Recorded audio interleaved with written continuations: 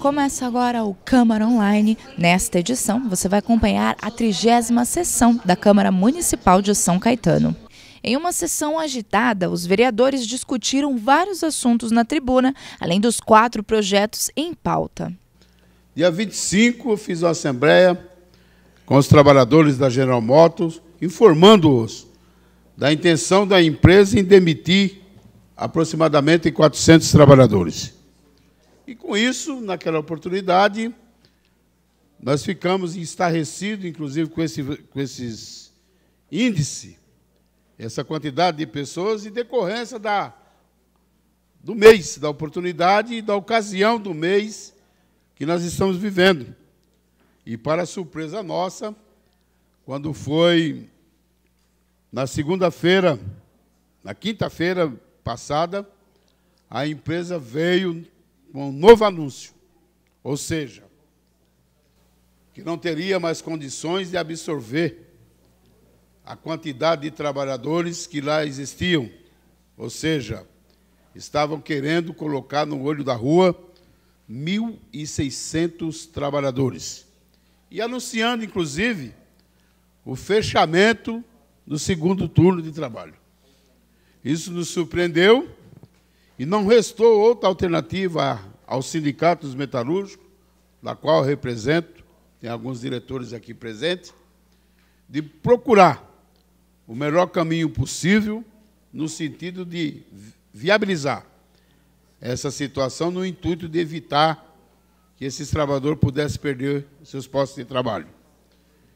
Foi uma negociação árdua, difícil, onde a empresa queria implantar o PPE, onde a empresa queria dispensar esses trabalhadores, e nós, com muita perseverança, conseguimos firmar um acordo prorrogando, inclusive, o layoff de 751 trabalhadores que estavam para vencer o seu contrato, venceria agora dia 9 de outubro e dia 16 de outubro, e conseguimos também convencer a direção da empresa em assumir mais esse ônus e conceder esse layoff a 1.600 trabalhadores que vai se iniciar agora, dia 8 de outubro, com o prazo previsto de término 7 de março. Lamentavelmente, os trabalhadores estão pagando uma conta por falta de competência do governo que aí está. Governo que não tem rédea no seu comando e não tem competência em administrar o nosso país. Sidão, eu corroboro com as suas palavras. Inclusive, conclamo, eu acho que se faz necessário a casa, a Câmara, a se somar à sua luta em ajudar em pensar alternativas para que a gente garanta o maior número possível de postos de trabalho em nossa cidade. Seja pela General Motors, seja por outras empresas, né? Nós temos uma base industrial de São Caetano que já é reduzida, dado o nosso espaço geográfico. A gente não pode se permitir que devaneios, vindo da política econômica do governo federal, prejudiquem ainda mais os municípios e o que tange a nossa cidade e a nossa região do ABC. O Fábio Palácio é um vereador também que se dedica ao desenvolvimento econômico, assim como a gente, Beto Vidós, que também é empresário da cidade, além de vereador.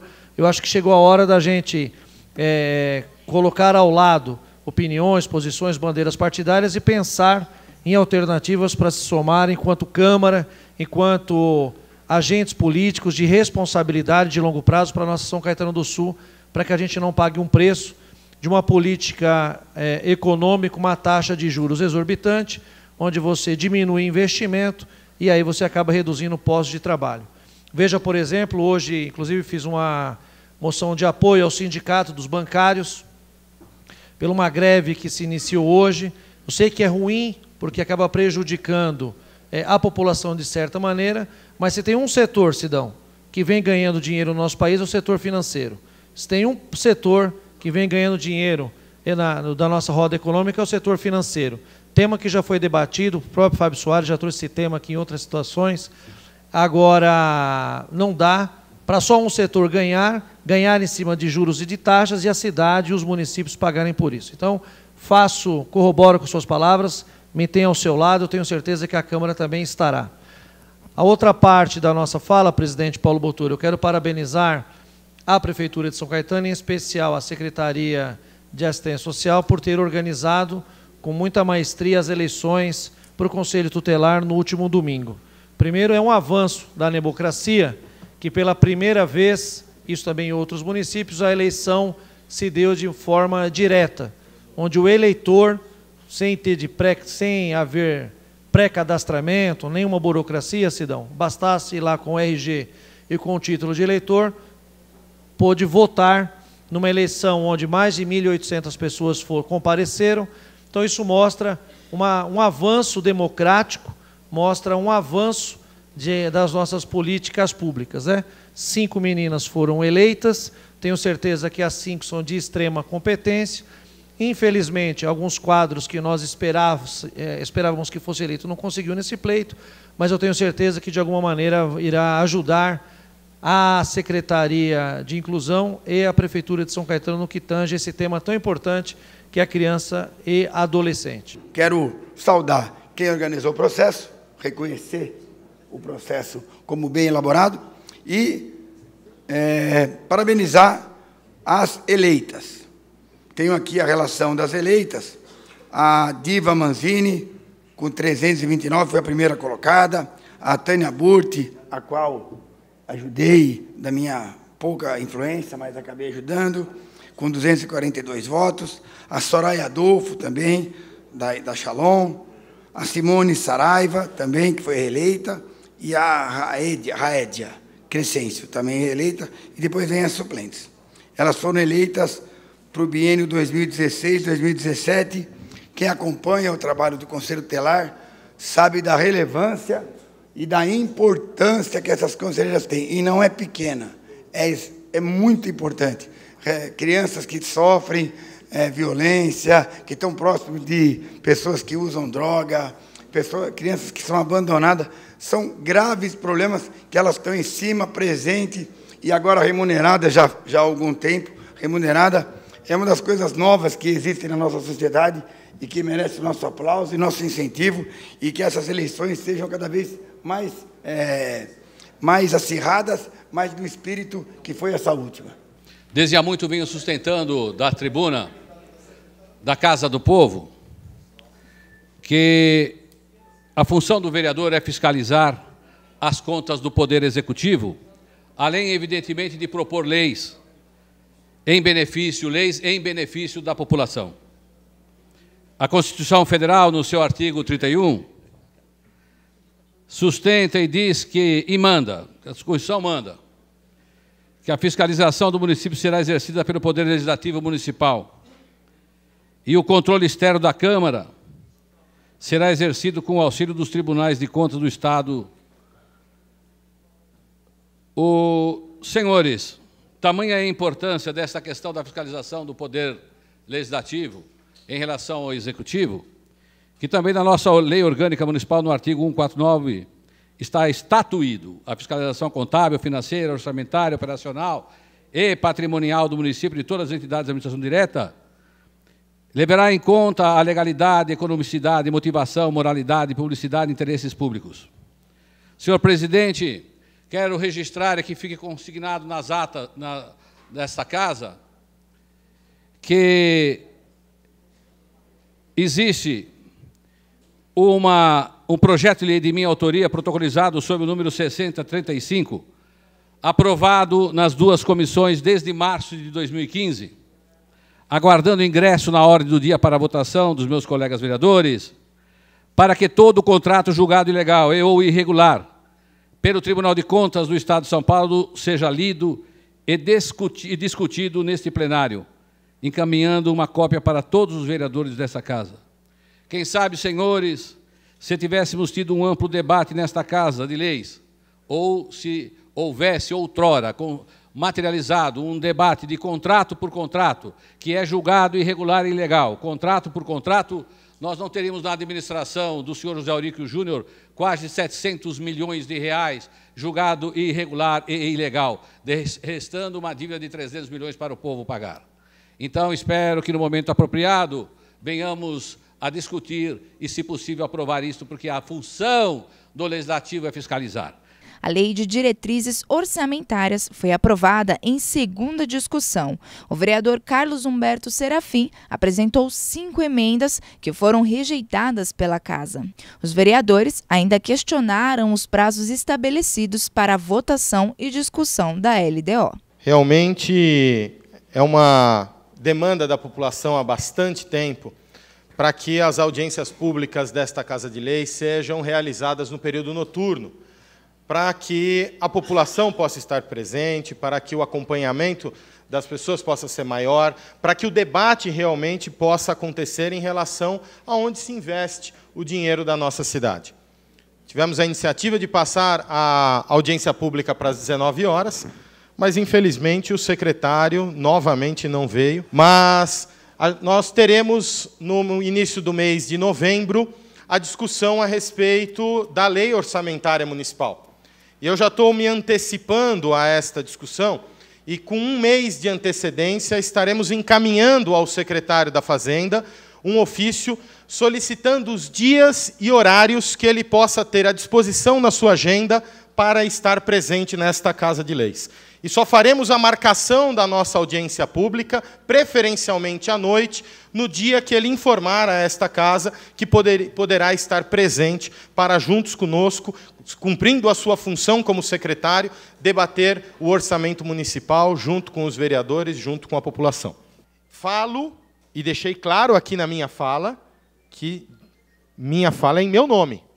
Eu, e com toda a hombridade, reconheço que, no passado, entendia que poderia ter uma votação da LDO no mês de setembro, que, olha, hoje é 6 de outubro e a gente está votando somente agora, e que agora não funciona mais.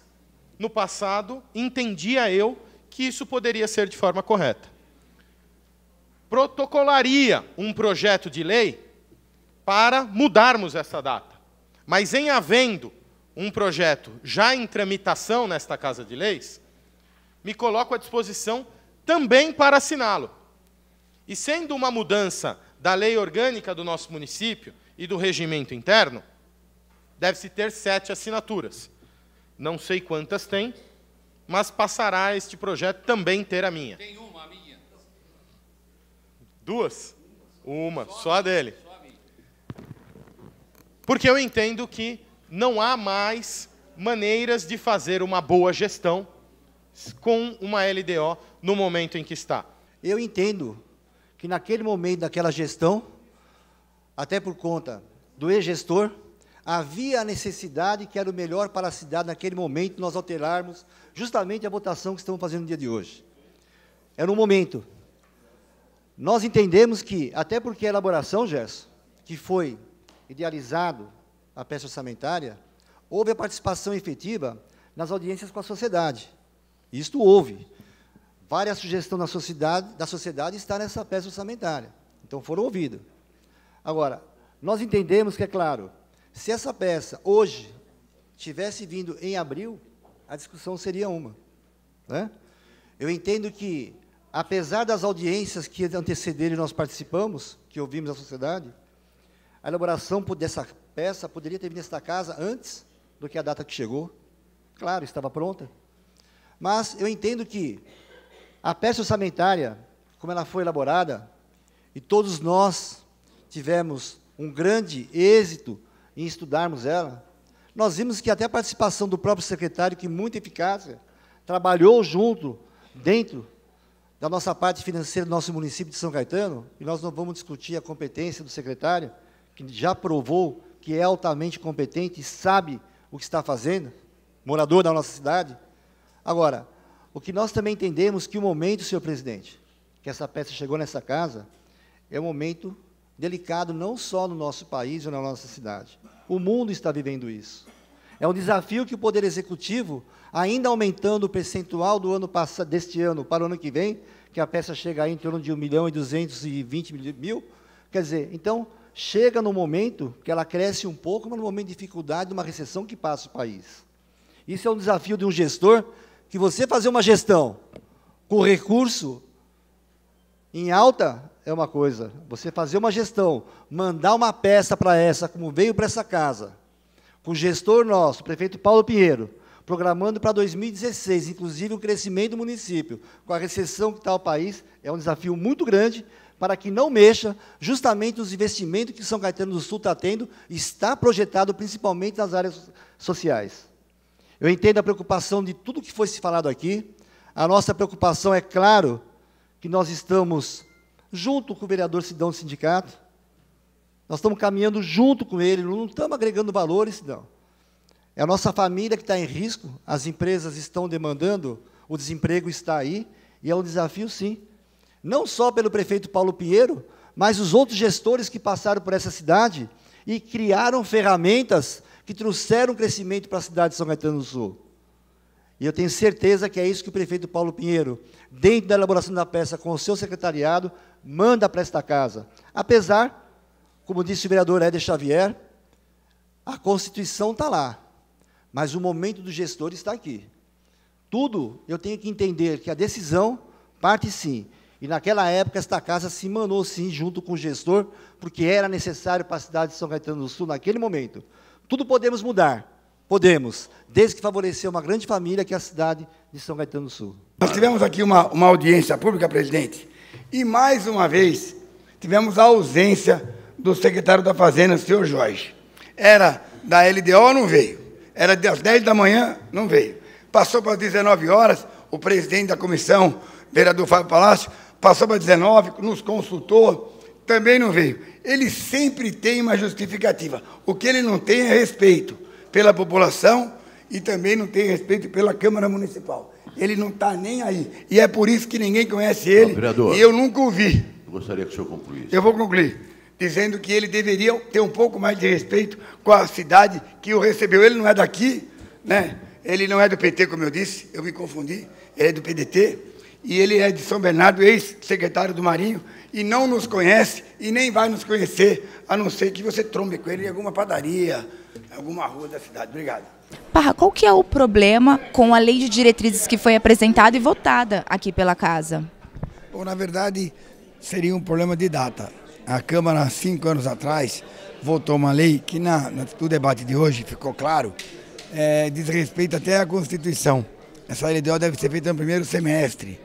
E depois tem um tempo ela ser discutida, debatida e ajustada para a confecção da LOA, que é a lei orçamentária propriamente dita. Não é que ela tem problema, é que ela é feita em cima da hora, era para terminar em setembro, estamos em outubro, e a LOA chega daqui 15 dias, ou seja, essa discussão toda que houve para confeccionar a LDO, ela não tem proveito, não tem sentido prático na construção da LOA, que já está pronta. Quer dizer, nós terminamos a LDO hoje, votamos hoje, a LOA já está pronta. Não vai ter influência direta na construção da LOA.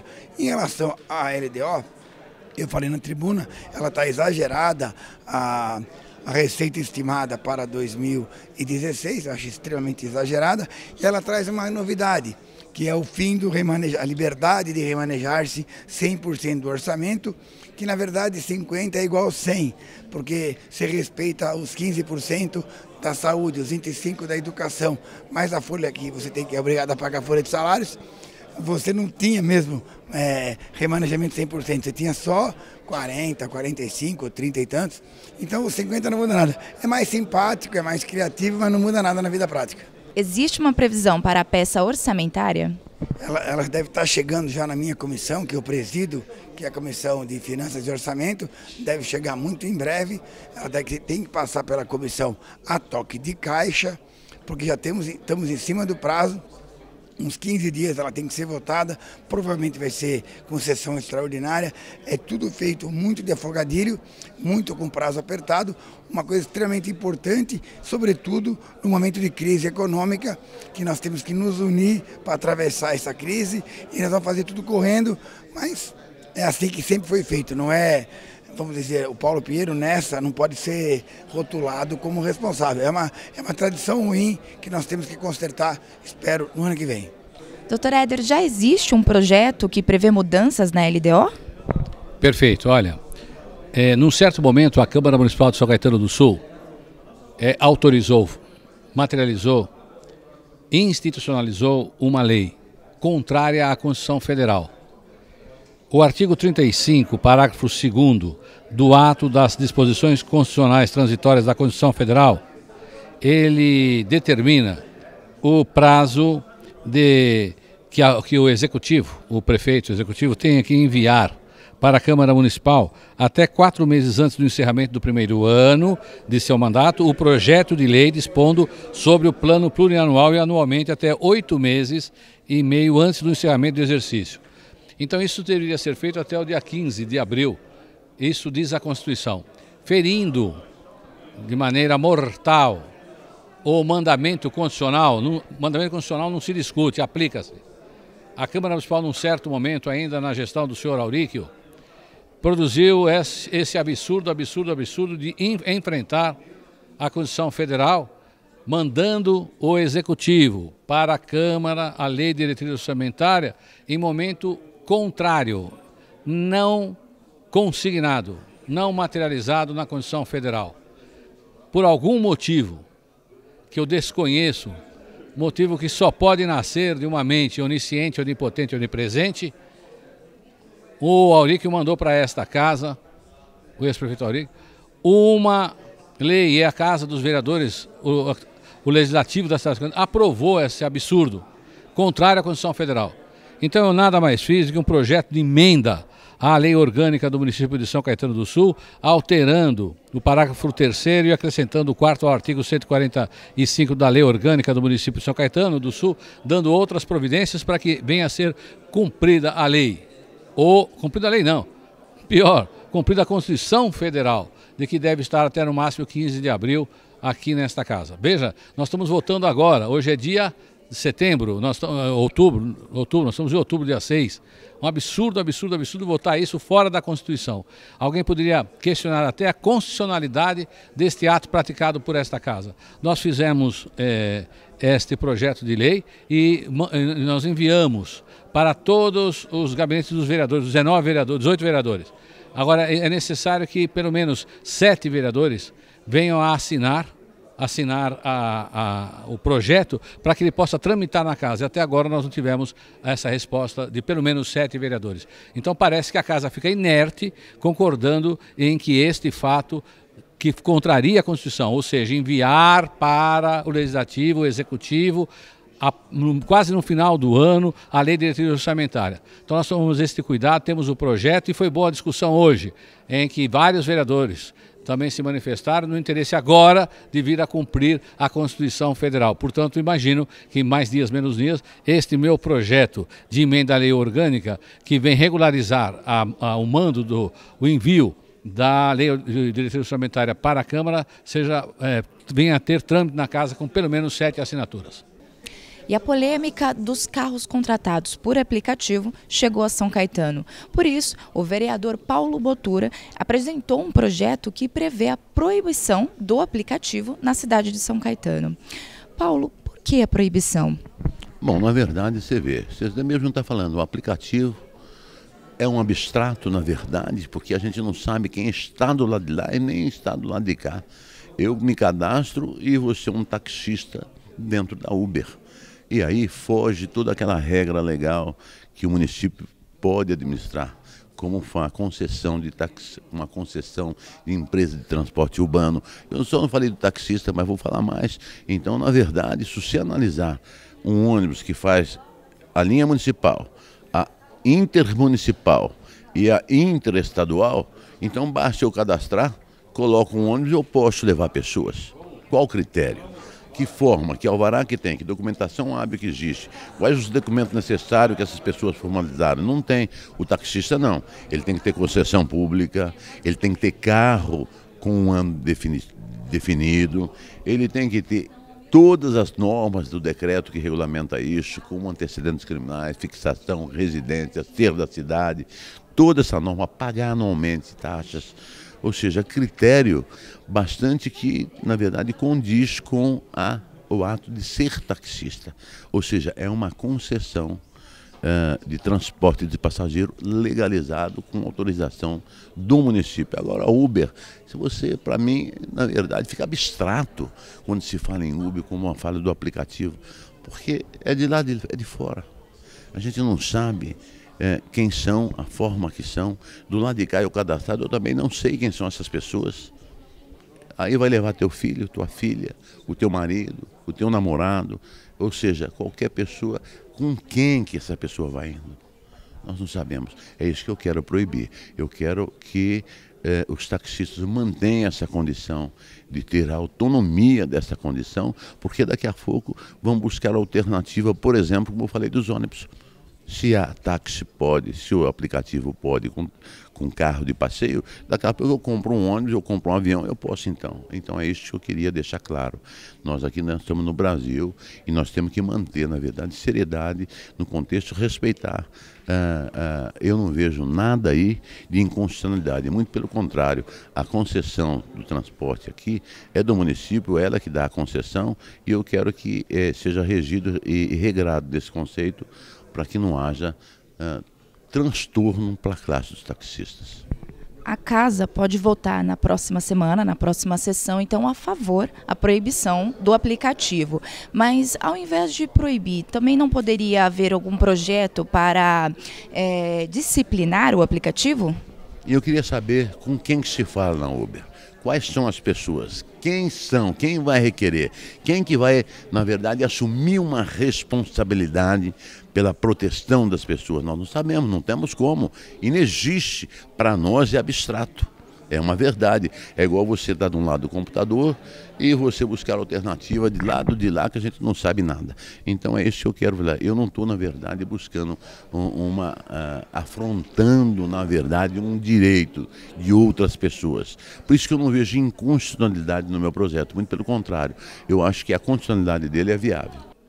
O Câmara Online fica por aqui. Você pode acompanhar mais notícias políticas nas nossas próximas edições.